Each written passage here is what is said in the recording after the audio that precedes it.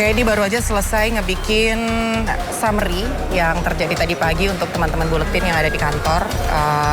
Dan sampai saat ini kita masih nunggu putusan dari majelis hakim. Kita sekarang semua memang masih ada di luar karena tadi udah sempat di dalam. Tapi karena sempat keluar untuk ke kamar mandi, jadi kebijakannya nggak boleh balik lagi ke dalam.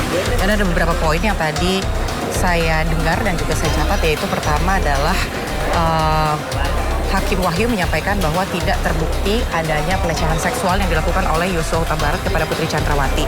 Tapi yang ada kemungkinan perbuatan dari korban Yosua yang membuat PC sakit hati sehingga PC membuat pesan atas perintah yang seolah-olah korban ini, Yosua Huta Barat, telah melakukan pelecehan seksual atau perkosaan terhadap dirinya. Dan tadi sempat nanya-nanya sama beberapa rekan-rekan media juga dan ngobrol sama teman-teman dari iNews, tebak-tebakan apakah vonis dari Verdi Sambo ini berupa huruf atau berupa angka.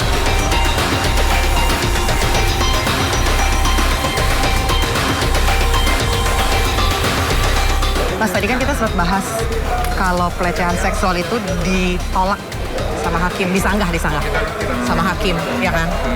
Yang Mas Eka cermatin apa, Mas? Jadi kalau aku lihat perjalanan kasus ini ya, dari awal sampai akhirnya finalnya sekarang, itu isu besarnya adalah penegakan hukum. Isu besarnya penegakan hukum. Core-nya yang paling fokus adalah kasusnya Sambo terhadap Brigadir J. Gitu kan? Nah, kalau dilihat dari perjalanannya ada 3.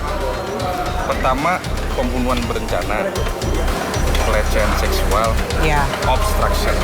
Betul. Nah, kalau tadi saya sempat dengar pertimbangan hakim ya, membacakan pertimbangan hakim terkait dengan pelecehan seksual, ternyata ada indikasi relasi kuasa antara PC dengan Brigadir Yosua. Artinya sang hakim yakin bahwa pelecehan seksual itu kecil kemungkinannya ada. Iya. Tetapi ini juga akan menjadikan loophole atau satu lubang soal isu relasi kuasa terhadap 3 terdakwa yang lain.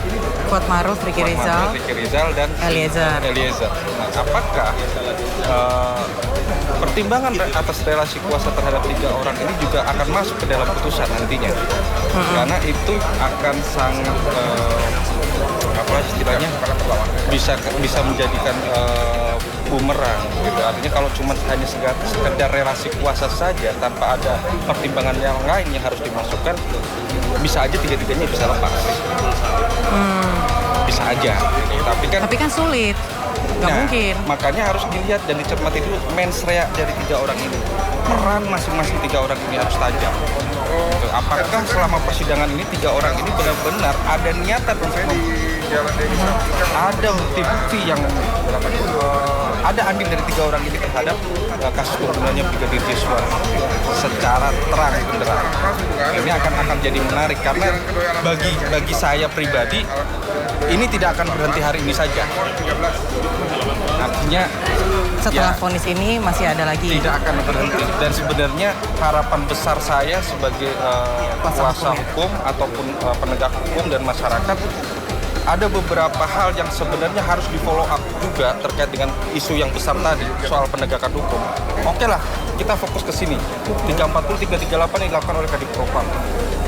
Tetapi pasti ada sayap-sayap lain soal isu-isu penegakan hukum yang harusnya lebih dicermati lagi oleh masyarakat. Jadi ini tidak akan berhenti di sini saja, karena pasti akan ada ronde-ronde berikutnya, guliran-guliran berikutnya. Dan saya rasa saya juga sangat meyakini bahwa terdakwa akan melakukan upaya hukum sampai maksimal.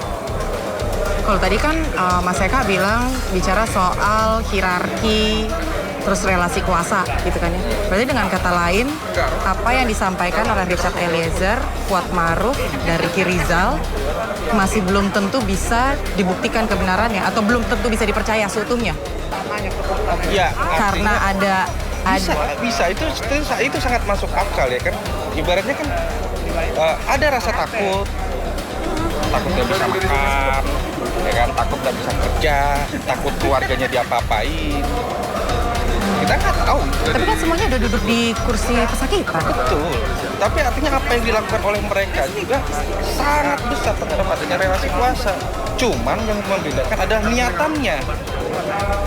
Nah, kenapa bisa seperti itu? Karena negara sendiri juga anggot-anggotan untuk melindungi. Sekarang kenapa anggot-anggotan atau tidak niat melindungi? Eliezer apa untungnya? Eliezer nggak ada untungnya. Kalau di luar negeri, justice kolaborator itu udah pasti lu bebas, lu gua lindungi, kan? Setelah selesai lu bakal gua apain? Dipekerjakan di mana? Eliezer dapat apa? Kan justice kolaboratornya Eliezer itu baru ditentukan nanti hari Rabu ketika Palu Hakim menerima atau menolak statusnya sebagai justice kolaborator dong, Mas. Lucu, karena kalau teman-teman lihat dari awal proses persidangan dia mau jadi justice kolaborator. Betul. Harusnya negara menangkap itu. Ada orang yang beritikat baik untuk membongkar satu kejahatan. Kenapa nggak dikabulin dari awal-awal? Kenapa harus ketok palu? Ya sama aja bohong dong. Misalkan nih kamu jadi justice kolaborator ya, oke. Iya. Saya ambil kamu, saya lindungin kamu. Tapi saya nggak dilindungin faktanya.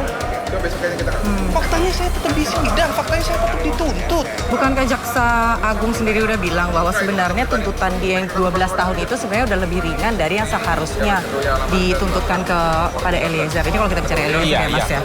Saya menghargai Jaksa Agung Pasifik yang dia bilang juga tidak mengenal adanya JC, gitu kan, terhadap kasus ini. Tapi pertanyaan saya, siapa yang mendengungkan adanya JC sehingga Eliezer jadi ada suatu hal yang nggak sinkron di sini ya? Nah, ini makanya kontradiktif. Makanya isu besarnya adalah isu penegakan hukum. Sehingga saya pribadi bertanya, penegakan hukum di Indonesia itu mengayomi, melayani, dan melindungi siapa? Itu yang jadi pertanyaan saya. Gitu. Jadi kalaupun selama ini saya mungkin mengamati dari jauh perkembangan kasus persidangan ini, saya sudah gereketan dari awal, dari proses dakwaan. Dari mana ceritanya dakwaan itu bisa ada pelecehan seksual? Dari awal aja sudah membuat kita bertanya-tanya. Gitu. Berarti sebenarnya sekarang atas statement dari hakim udah semakin mutlak nih ya, nggak ada pelecehan. Nah, langkah ke depannya nih, Mas.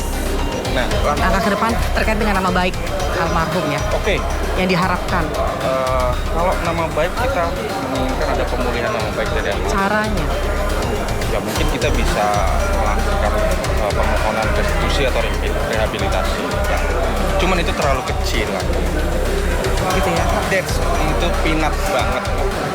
Yang harus jadi perhatian itu adalah soal penegakan hukum. Kalau kita ingat lagi, kita ini gampang lupa. Apa yang terjadi tanggal 11? 11 Juli. Ya, setelah terjadi pembunuhan tanggal 8, ya. Kita baru lapor tanggal 18. Oh iya. Apa yang terjadi tanggal 11? Itu soal penegakan hukum. Yang menurut saya adalah berita bohong.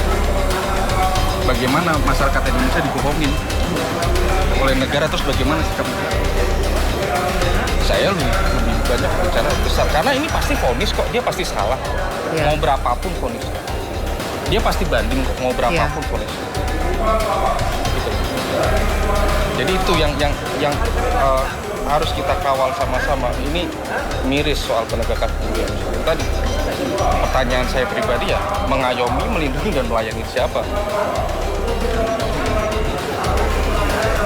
Ya mudah-mudahan lah, Mas. Sekarang mudah-mudahan, soalnya kan sebenarnya kayaknya ini juga udah rahasia umum gitu ya. Bukan, sekarang terkait dengan penegakan hukum di negara kita. Kalau saya bilang begini, yang harus dipertanyakan kita juga ya, apakah vonis terhadap para terdakwa ini sudah memenuhi aspek keadilan publik? Bukan cuma keluarga saja, tapi terhadap publik, apakah sudah memenuhi aspek keadilan? Karena hukum sejatinya adalah menemukan keadilan.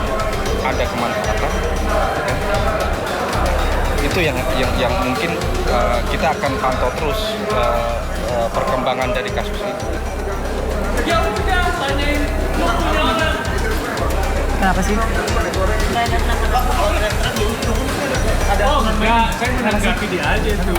Jangan dia aja teriak sekali kayak gitu boleh lah. Nggak boleh dong. Siapa bilang aja nggak pernah teriak. Ini di dalam ruangan ada lu mengganggu. Ini area pengadilan. Makanya lu diam-diam di situ. Siapa yang diam? Siapa semua ada, jangan suara gede-gede. Bos, kita punya sama-sama korbannya. Ini banyak orang, Pak. Ya, ini mulai terjadi keributan lagi ya teman-teman, hanya karena ada statement yang menyatakan bahwa Ferdy Sambo tidur, kemudian yang bersangkutan nggak terima, akhirnya sekarang ribut dengan kuasa hukum dari Yosua Huta Barat. Ya, saya juga minta maaf. Ya, oke Bu, oke. Kita saling menghargai. Saya cuma bangun tidur. Iya. Sudah. Orang bangun tidur dari sore. Minang nggak ada. Kita semua sama. Ya, oke. Kita sama-sama korban. Kita sama-sama korban tadi. Oke. Nggak ada itu saya Pak. Ya. Kita sama-sama menghargai kok di sini. Kalau kita mau cari empat di sini bukan tempat bersih. Makasih ya. Mama saya juga Toraja, Pak. Iya. Jadi Kita sama-sama Nasrani. Betul.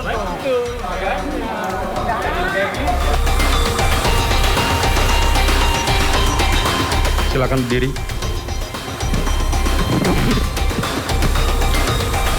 Mengadili, menyatakan terdakwa Ferdy Sambo SH SIK MH telah terbukti secara sah dan meyakinkan bersalah melakukan tindak pidana turut serta melakukan pembunuhan berencana dan tanpa hak melakukan tindakan yang berakibat sistem elektronik tidak bekerja sebagaimana mestinya yang dilakukan secara bersama-sama.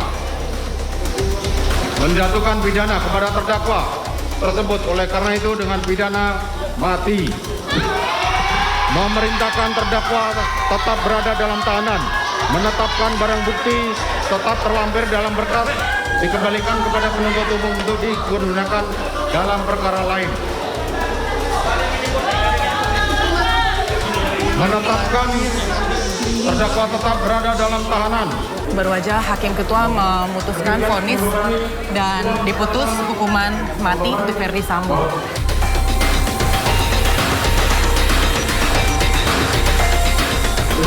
Ini adalah tante dari Ferdy Sambo.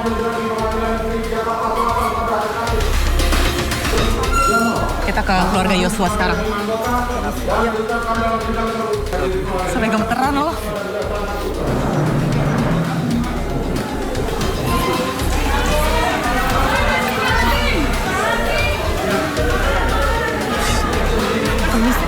Kita harus ke keluarga Yosua. Permisi, Mas.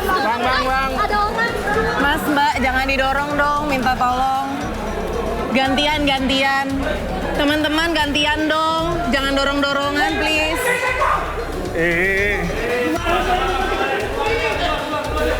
Santai bang. Kenapa? Dorong. Aduh, rusuh banget. Ini rusuh banget, dorong-dorongan. Jadinya ribut lagi di sini. Permisi. Aduh, nggak bisa gerak sama sekali. Ya Allah. Bang.